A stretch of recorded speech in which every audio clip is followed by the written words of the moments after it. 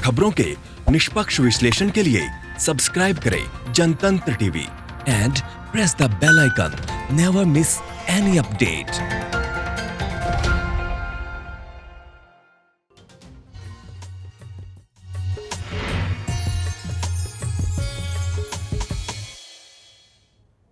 नमस्कार, आप देख रहे हैं हमारी खास पेशकश भाग्य चक्र। आपके साथ मैं हूं अंशिका। हवन को हिंदू धर्म में शुद्धिकरण का एक कर्मकांड माना गया है। हवन के जरिए आसपास की बुरी आत्माओं के प्रभाव को खत्म किया जाता है। कहा जाता है कि वायु को शुद्ध करने के लिए हवन यज्ञ किया जाता है, लेकिन क्या हवन के माध्यम से बीमारियों की रोकथाम की जा सकती है? हवन में विशेष प्रकार के पदार्थों की आहुति देने से कई प्रकार के रोग नष्ट होते हैं। इसे आधुनिक विज्ञान की भाषा में यज्ञ चिकित्सा कहते हैं। आज हम इसी पर चर्चा करेंगे। हमारे साथ स्टूडियो में मौजूद है आचार्य प्रमोद मिश्रा जी। आचार्य जी, आपका बहुत बहुत स्वागत है। जय मां कात्यायनी। आचार्य जी, आज हम एक महत्वपूर्ण विषय पर चर्चा करेंगे जो सबके जीवन से जुड़ा है, लेकिन सबसे पहले आप आज पंचांग बताएं।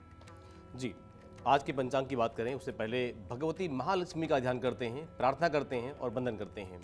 नमस्तेस्तु महामाये स्त्री पीठे सुरपूजिते शंख चक्र गदा हस्ते महालक्ष्मी नमोस्तुते।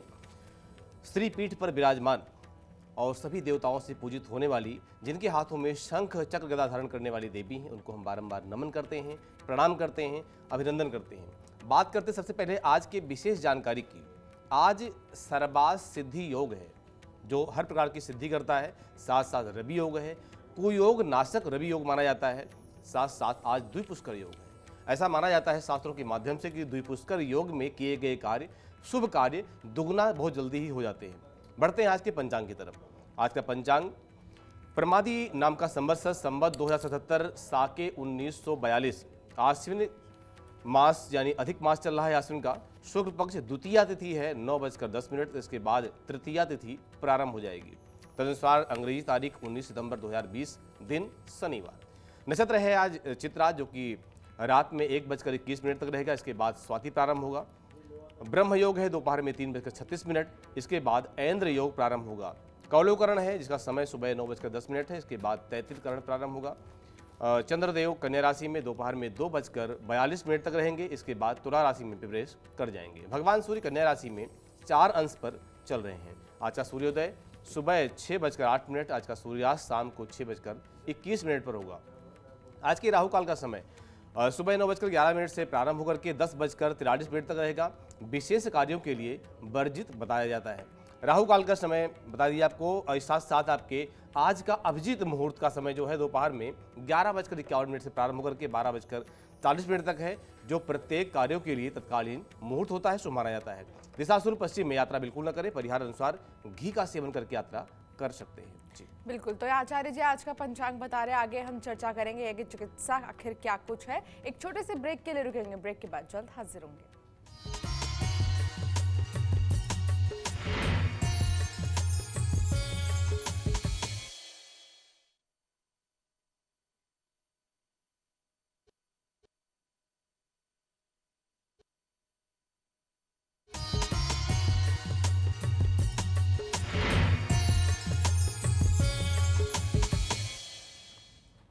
और चलिए, ब्रेक के बाद एक बार फिर आपका स्वागत है। आज बहुत महत्वपूर्ण विषय पर हम चर्चा करने वाले हैं। हमारे खास पेशकश में आचार्य जी हमारे साथ मौजूद हैं। आचार्य जी, बताएं कि यज्ञ चिकित्सा आखिर क्या होता है, कैसे हम इस यज्ञ से हमारी जो भी बीमारियां हैं उसे दूर कर सकते हैं?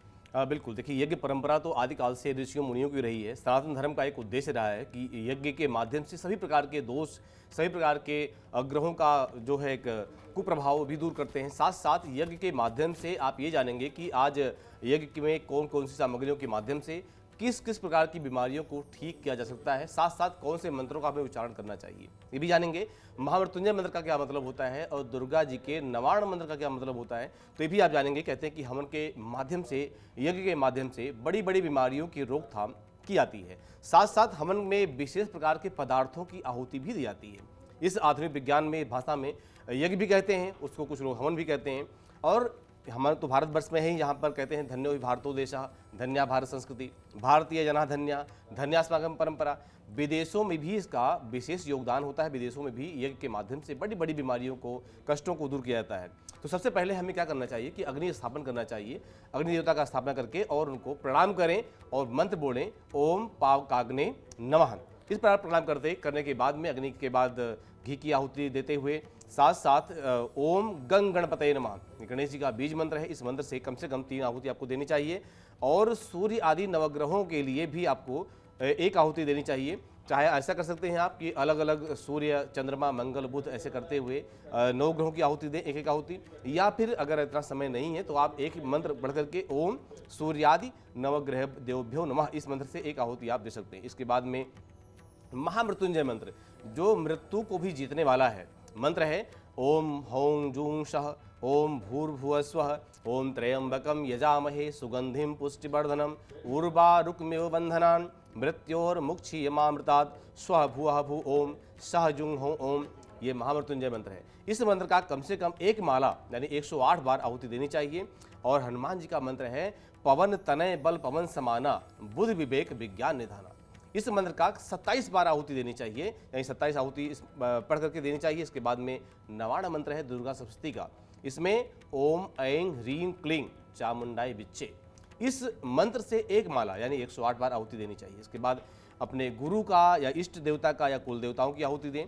ये सब करने के बाद में अब क्रम बढ़ता है कि किन किन बीमारियों में क्या क्या सामग्री डालें आप। तो जैसे अगर टाइफाइड की दिक्कत है, किसी को परेशानी है, तो आपको नीम, चिरायता और पित्त पापड़ा, त्रिफला क्या होता है, आंवला, हर्रा और बहेड़ा, ये बराबर मात्रा में, और साथ साथ गाय का घी और शुद्ध घी हो, प्रयास करें कि हाँ उसमें कोई मिक्स ना हो। तो ये सब सामग्री मिला करके और आहुति देने से ये रोग ठीक हो जाता है। ज्वरनाशक, अगर बुखार हो रहा है और परेशान हो रहे हैं और लंबा बुखार हो रहा है, उसमें दिक्कत हो रही है, तो अजवाइन की आहुति दे करके आप ठीक हो सकते हैं।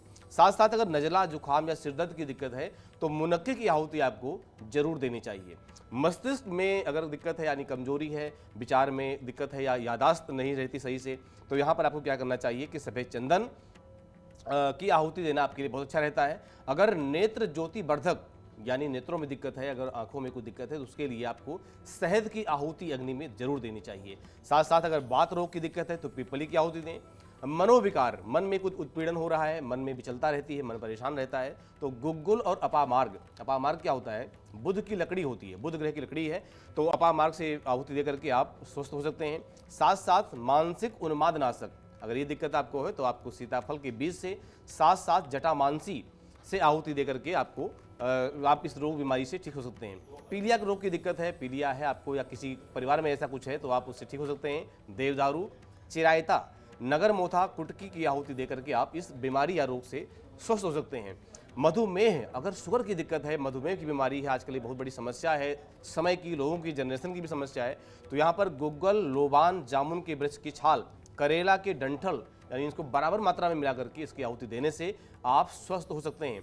चित्त भ्रमक, चित्त में विचारता आती है और चित्त आपका भ्रम में रहता है हमेशा, तो वहाँ पर कहते हैं कि कचूर, खस, नागर मोथा, महुआ, सफ़ेद चंदन, गुग्गल, अगर और बड़ी इलायची, शहद की आहुति बराबर मात्रा में दे करके आप स्वस्थ हो सकते हैं। अगर क्षय रोग है यानी टीबी की बीमारी किसी को हो गई है और ठीक होने का नाम नहीं ले रही है, आप इलाज भी करा रहे हैं, फिर भी आप इस आहुति से आप स्वस्थ हो सकते हैं। सामग्री है गुग्गुल, सफ़ेद चंदन, गिलोय, बांसा का चूर्ण, कपूर की आहुति बराबर मात्रा में दे करके आप इस बीमारी से स्वस्थ हो सकते हैं।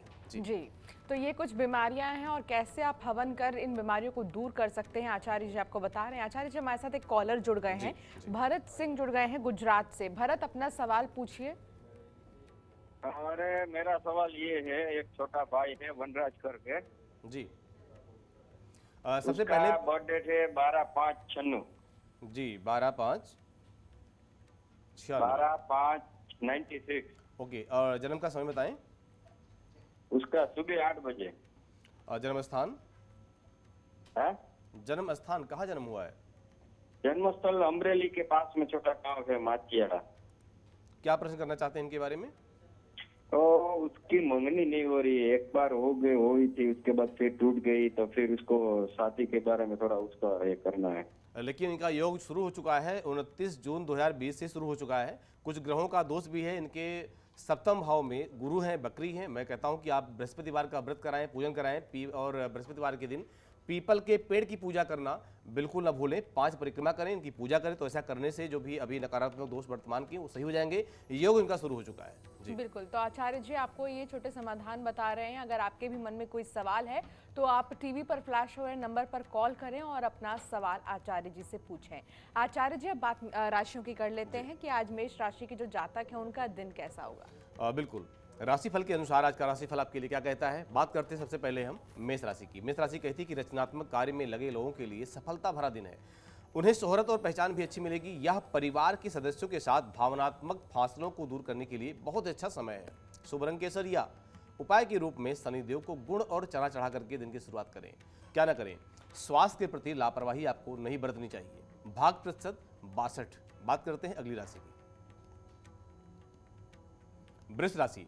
वृष राशि कहती है कि संघर्ष आपका समाप्त होगा। विवाद में आपको नहीं पड़ना चाहिए। समझदारी से कोई निर्णय लें तो समझदारी जरूर दिखाएं। शुभ रंग स्लेटी। उपाय के रूप में मां दुर्गा को 2 लौंग अर्पण करके और दिन की शुरुआत करनी चाहिए।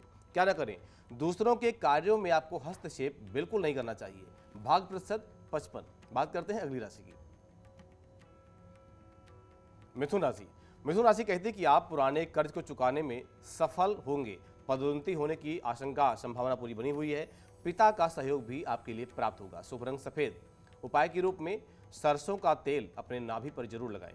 क्या ना करें, खुद को किसी से कम नहीं समझना चाहिए, यानी अपने आप को पहचानें। भाग्य प्रतिशत 59। बात करते हैं अगली राशि की, कर्क राशि। कर्क राशि कहती है कि आपके खर्चे बजट को बिगाड़ सकते हैं। कुछ कठिन परिस्थितियों सामने आपके आ सकती हैं। कारोबार में आपको फायदा होने की पूरी संभावना है। शुभ रंग ग्रे। उपाय के रूप में बालकृष्ण भगवान को मेवे का भोग लगाकर दिन की शुरुआत करें। क्या ना करें, लंबी यात्रा से आपको बचना चाहिए, यानी लंबी यात्रा न करें। भाग प्रतिशत 88। बात करते हैं अगली राशि की, सिंह राशि। सिंह राशि कहती है कि पिता से वैचारिक मतभेद हो सकता है। भाग्य से सारा कार्य आपका संपन्न होगा। भाग्य आपके पक्ष में रहेगा। शुभ रंग बादामी। उपाय के रूप में गुड़हल का फूल काली मां को अर्पण करके उनको प्रणाम करके दिन की शुरुआत करें। क्या ना करें, पुस्तक और कलम कभी भी अपरिचित व्यक्ति को आपको नहीं देना चाहिए। भाग प्रतिशत 69। बात करते हैं अगली राशि की, कन्या राशि। कन्या राशि कहती है कि गलतफहमी से बचना चाहिए। कुछ नए अनुभव भी आपको प्राप्त हो सकते हैं। कुछ ऐसे लोगों से मुलाकात होगी जिनके पास पैसे कमाने के लिए बहुत अच्छे विचार होंगे। शुभ रंग हरा। उपाय के रूप में शिव जी का वाहन यानी नंदी की बेलपत्र और अक्षत से पूजा करनी चाहिए। क्या ना करें, भवन में यानी अपने घर में कोई अनैतिक कार्य न करें जिसका बाद में गलत परिणाम को भुगतना पड़ेगा। भाग प्रतिशत 66 जी। तो आचार्य जी, एक कॉलर हमारे साथ जुड़ गई हैं, मंजू मुगल सराय से। मंजू, अपना सवाल पूछिए। तो मंजू से संपर्क टूट गया है। मंजू, दोबारा आप कॉल करें और अपना सवाल जो भी है आचार्य जी से पूछे। आचार्य जी, हम यज्ञ चिकित्सा के बारे में जा रहे थे। कई सारे ऐसे लोग हैं जो विश्वास नहीं रखते यज्ञ चिकित्सा में, तो उनके लिए कितना बड़ा संदेश होगा कि यज्ञ करना भी एक बहुत ही महत्वपूर्ण चीज है जिंदगी में। देखिए, यज्ञ करना, अब अग्नि प्रज्वलित करते हैं, कहते हैं वस्तु शक्ति कभी ज्ञान की अपेक्षा नहीं रखती। अगर आप पूजन करते हैं, यज्ञ करते हैं, हवन करते हैं, तो आपको ज्ञान हो या ना हो, आप उसको मानते हैं या नहीं मानते हैं, लेकिन अगर आपका अग्नि में हाथ स्पर्श हो गया है तो अग्नि का काम है जलाना, वो आपको जलाएगी। ऐसे ही जिन जड़ी बूटियों के माध्यम से यज्ञ किया जाता है, हवन किया जाता है, पूजा की जाती है, उनके जलने से जो धुआं निकलता है वो सकारात्मक ऊर्जा पैदा करता है। इसमें कोई विज्ञान माने या न माने, कोई व्यक्ति माने या न माने, कहते हैं कि बिजली में करंट है, आपका हाथ गलती से लगा या जानबूझ के लगा, उसको करंट का झटका लगना है तो लगना है। ऐसे ही हमारे जीवन में जो भी हम कार्य करते हैं, नैतिक है या अनैतिक है, अच्छा है या बुरा, जो भी प्रभाव है उस जीवन में पड़ता है। इसीलिए जब यज्ञ करें, पूजा करें, हवन करें, तो सभी से निवेदन है कि आप जब भी पूजन करते हैं तो आप रेडीमेड सामग्री ना इस्तेमाल करके जड़ी बूटियों से हवन करें। जैसे कि मुख्य चीज़ें होती हैं हवन में, तिल, चावल और जौ, यानी जितना तिल हो उसका आधा चावल हो, चावल का आधा जौ हो और जौ का आधा शक्कर, देसी घी, सामग्री मिला करके बाकी जो जड़ी बूटियां मैंने आपको बताई हैं, आपको अभी और भी बताएंगे हम, उसके माध्यम सबका संपर्क लेते हुए और आपको ये करना चाहिए जी। आभा हल्द्वानी से एक और कॉलर हमारे साथ जुड़ गई हैं। आभा, अपना सवाल पूछिए। हाँ, मेरे को अपनी बेटी के बारे में पूछना था। उसकी डेट ऑफ बर्थ 10 जून 1984 जी और 11:05। ये दिन का समय है, रात का? नहीं, ये रात का समय है, 11:05। 11:05 रात्रि का समय, हल्द्वानी का जन्म है। और आभा जी, क्या प्रश्न करना चाहते हैं गुड़िया के बारे में? भाई उसके कैरियर के बारे में पूछना था। उसकी नौकरी लॉकडाउन में चली गई है जी और उसकी शादी कब होगी? बिल्कुल, देखिए करियर के बारे में तो करियर इनका अच्छा है। इनके कर्म स्थान में शनि देव बैठे हुए हैं। शनि देव 16 डिग्री में है, उच्च के बैठे हुए हैं। तो जब शनि देव जहाँ भी बैठते हैं, अगर उच्च के हैं तो जीवन उनका लाभान्वित करते हैं और थोड़ा सा विलंब जरूर होता है, लेकिन हाँ जो कार्य होगा थोड़ा सा स्लो मोशन में जरूर होगा, लेकिन अच्छा होगा, टिकाऊ होगा, मजबूती से होगा। साथ साथ आपका प्रश्न है कि विवाह के योग कब आएंगे, तो विवाह का योग थोड़ा सा अभी विलंब है। साथ साथ जो है, क्योंकि अभी विलंब वैसे काफ़ी हो चुका है, लेकिन फिर भी अभी जो योग हैं वो थोड़ा सा और विलंब की तरफ ले आ रहे हैं। तो मैं निवेदन करता हूँ कि दुर्गा जी की पूजा अभी नवरात्रि में जरूर कराएं। एक मंत्र बताता हूँ, देहि सौभाग्यम आरोग्यम देहि में परमम सुखम रूपम देहि जयम देहि यशो देहि दुसो जही। इस मंत्र का कम से कम 108 बार रोज नवरात्रि में दुर्गा जी के सामने विधि विधान से पूजा करके और जब करें, ऐसा करने से वैवाहिक जो दोष है ये दूर हो जाएगा, करियर इसका उज्जवल होगा। जी बिल्कुल। एक और कॉलर हमारे साथ जुड़ गए हैं आचार्य जी, राजबाला हरियाणा से। राजबाला, अपना सवाल पूछिए आचार्य जी से। हाँ जी, मेरा नाम राजबाला है जी, हरियाणा से बोल रही हूँ। बेटे के बारे में पूछना है जी। हाँ जी, बताएं, डेट ऑफ बर्थ बताएं। बेटे की डेट ऑफ बर्थ है जी 31/7/91। जी, जन्म का समय? जन्म का समय जी 11 से 12 के बीच में है। दिन का जन्म है? ये 11 बजे से 12 बजे के बीच में हरियाणा का जन्म है जी, सोनीपत। अच्छा, ओके। क्या प्रश्न करना चाहते हैं जी? इसकी शादी के बारे में, इसका रिश्ता हुआ है, ठीक होगा या नहीं, इसकी जी मतलब अभी ठीक है, मैं समझ गया आपकी बात। बुध में राहु चल रहे हैं और ये समय 4 जून 2018 से लेकर के और 21 दिसंबर 2020 तक का समय है। इसके बाद बुध में गुरु आएंगे और बृहस्पति सप्तम भाव के स्वामी हैं, मालिक हैं। तो यहाँ पर मैं तो यही कहता हूँ कि हाँ, इसके बाद यानी दिसंबर के बाद विवाह का योग बनेगा। और छोटे मोटे इष्ट देवता, कुल देवता की पूजा करना बहुत जरूरी इनके लिए है। इनका सूर्य भी अच्छा है, गुरु भी अच्छा है, तो ग्रह इनके अच्छे हैं। थोड़ा समय का फेर है, दशाओं का फेर है। दिसंबर से विवाह का योग इनका बन रहा है। जी बिल्कुल। तो ये आचार्य जी समाधान आपको बता रहे हैं। अगर आपके भी मन में कोई सवाल है तो जरूर कॉल करें और आचार्य जी से पूछें। एक छोटे से ब्रेक के लिए रुकेंगे, ब्रेक के बाद जल्द हाजिर होंगे। और चलिए, ब्रेक के बाद एक बार फिर आपका स्वागत है। आज महत्वपूर्ण विषय पर हम चर्चा कर रहे हैं। हमारे साथ स्टूडियो में आचार्य प्रमोद मिश्रा जी मौजूद हैं और आगे भी हम जानेंगे कि आखिर अगर आपको जोड़ों में दर्द है, कफ की बीमारी है और अगर कैंसर से कोई पीड़ित है तो कैसे यज्ञ चिकित्सा के जरिए आप इन बीमारियों को दूर कर सकते हैं। आचार्य जी बताएं कि आगे की जो बीमारियां हैं, कई सारी बीमारियां होती हैं, छोटी मोटी बीमारियां, कुछ बड़ी बीमारियां भी होती हैं, उनको कैसे यज्ञ चिकित्सा के जरिए दूर किया जा सकता है और साथ ही अगर कोई भूल चूक हो जाती है हवन में तो हमें क्या करना चाहिए? बिल्कुल। सबसे पहले आप बताएंगे आपको हम कि कौन कौन सी बीमारियों में और आपको कौन कौन सी सामग्रियों का जो है लाभ उठाना चाहिए और कौन सामग्रियों का उपयोग करना चाहिए। अगर मलेरिया की दिक्कत किसी को है तो उसको इन सामग्रियों के माध्यम से, जैसे कि गूगल, लोबान, कपूर, कचूर, हल्दी, दारू हल्दी, अगर, जटामांसी, वच, देवदारू, कटु, अजवाइन, नीम के पत्ते, ये सब बराबर मात्रा में लेकर के और यज्ञ में सम्मिलित करना चाहिए। इससे करने से मलेरिया की बीमारी जो है वो ठीक हो जाती है। साथ साथ सभी प्रकार की अगर कोई दिक्कत है, छोटा मोटी बीमारियां लगी रहती हैं, अगर ऐसा उससे ठीक होना है तो आप इन सामग्रियों के माध्यम से आप स्वस्थ हो सकते हैं। जैसे कि गूगल, वच, गंध, नीम के पत्ते, आग के पत्ते, अगर, राल, देवदारू छिलका सहित होना चाहिए। साथ साथ छिलका सहित मसूर हो, अगर इनको मिला करके और यज्ञ करें तो छोटी मोटी बीमारियां जो होती है उससे आप ठीक हो सकते हैं। जोड़ों का दर्द है तो आप निर्गुंडी के पत्ते, गुग्गुल, सफ़ेद सरसों, साथ साथ नीम के पत्ते, राल, ये सब बराबर मात्रा में मिला करके आप अगर आहुति देते हैं तो आप जोड़ों के दर्द की बीमारी से ठीक हो सकते हैं। निमोनिया की अगर की दिक्कत है तो आपको इन सामग्रियों का उपयोग करना चाहिए। बच, लोबान, गुग्गुल, अंडूसा संभाग मात्रा में मिला करके और इससे आप आहुति देते हैं तो आप निमोनिया की बीमारी से ठीक हो जाते हैं। जुकाम की दिक्कत है तो खुरासानी, अजवाइन, जटामांसी, पश्मीना, कागज, लाल बूरा और संभाग चूर्ण यानी खांड मिला करके और इससे अगर आप आहुति देते हैं तो आप स्वस्थ जल्दी हो जाएंगे। कैंसर की दिक्कत है, बहुत बड़ी दिक्कत होती है और इससे जब आदमी सुनता है तो सुनते ही आधा तो बीमार वैसे हो जाता है। इसमें गूलर का फूल, अशोक की छाल, अर्जुन की छाल, लोंध, माजू फल, दारू हल्दी, खेपरा, तिल, जौ, चिकनी सुपारी, सतावर, काक गंगा, मोचरस, खस, अनारदाना, सफ़ेद चंदन, लाल चंदन को लेकर के, साथ साथ गंधा, बिरोजा, नरवी, जामुन के पत्ते, धाय के पत्ते, ये सब बराबर मात्रा में लेकर के और यहाँ पर शक्कर हुई हो, साथ साथ 1 गुना केसर भी थोड़ा सा मात्रा में डाल लें उसमें, ऐसा करके। और अगर आहुति देते हैं मंत्रों के माध्यम से, जो मंत्र मैंने आपको पहले बताए हैं उनके माध्यम से आहुति देते हैं, तो कैंसर बीमारियां में बहुत लाभ आपको मिलता है।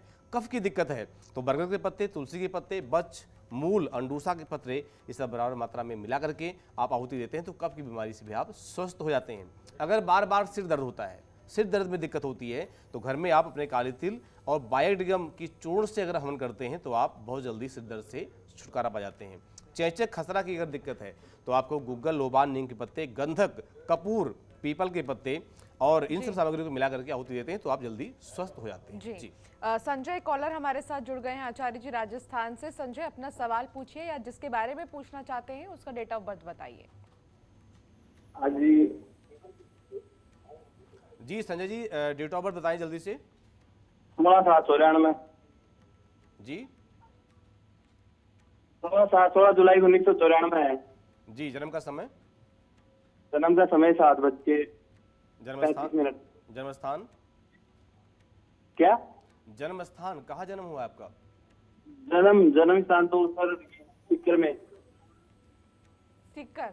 जी, क्या प्रश्न है आपका? क्या जानना चाहते हैं? मैं ये जानना चाहता हूँ कि सर एक तो नौकरी नहीं मिल रही मेरे को, बार बार मतलब ट्राई करता हूँ लेकिन मिलती नहीं है। बिल्कुल, अभी ग्रहों की दशाएं आपकी विपरीत दिशा में चल रही हैं और लगभग आपका 1 साल का समय अभी संघर्षशील है।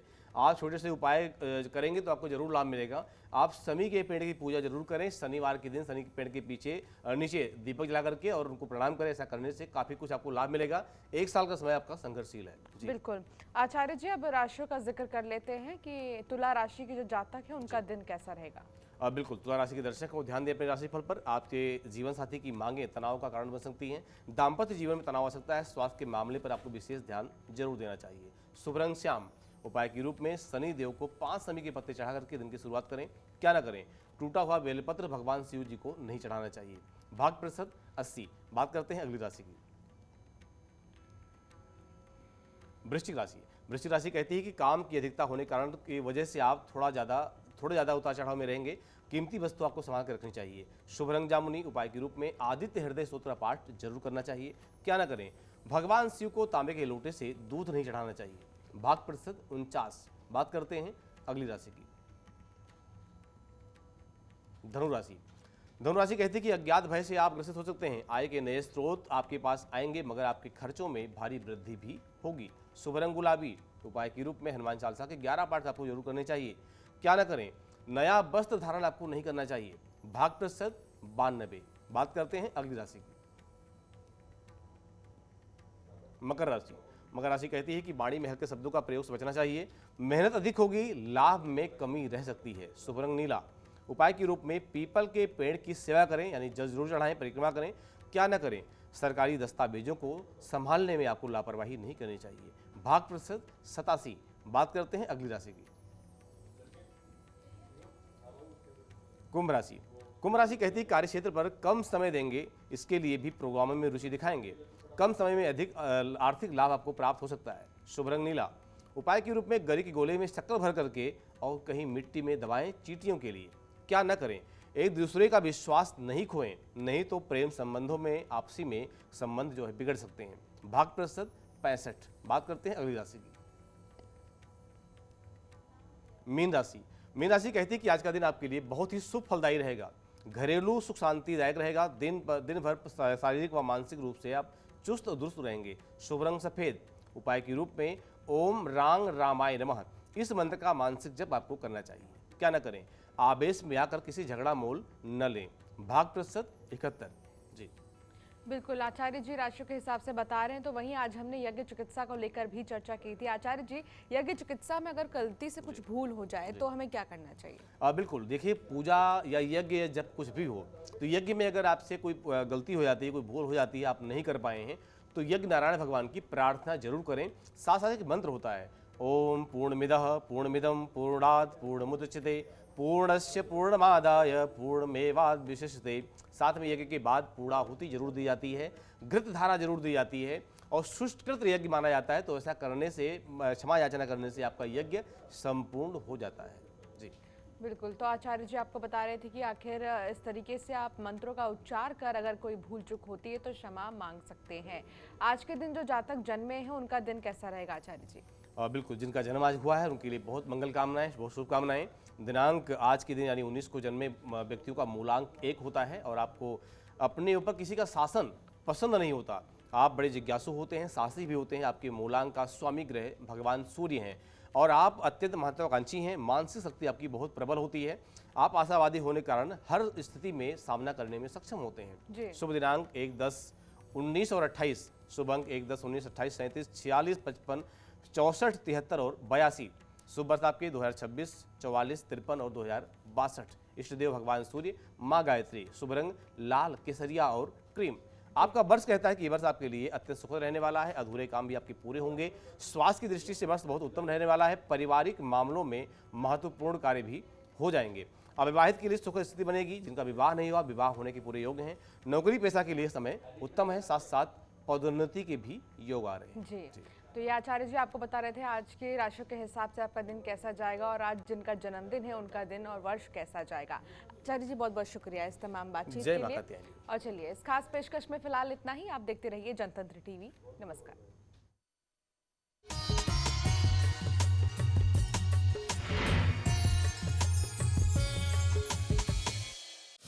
खबरों के निष्पक्ष विश्लेषण के लिए सब्सक्राइब करें Jantantra TV and press the bell icon. Never miss any update.